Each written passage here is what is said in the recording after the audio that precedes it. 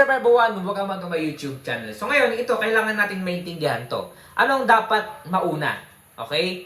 Understanding, okay? Or not, or yung parang puro na lang benta-benta. So, kailangan nating i-prioritize yung understanding. Maintindihan natin yung customer.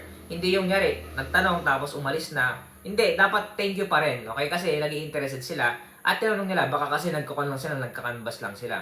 So, hindi yung not selling. Kumbaga, wag puro benta ang isipin natin. Kailangan natin silang maintindihan yung mga customer natin na baka wala silang budget. Okay? Wala silang pera pa. Okay? Para mabili yun. Pero, time will come, bibili rin sila. Okay? So, dapat maging mabuti tayong mga entrepreneur, maging mabuti tayo na nagbebenta, at ma-appreciate nila tayo. Na thank you po. Okay, appreciate natin sila. Kasi, ang appreciation is napaka-importante. Okay, ito yung nagpapamotivate ng customer at ng mga empleyado. Okay, if you want to buy this book, click the Facebook page official in the description lang po. Salamat po and God bless.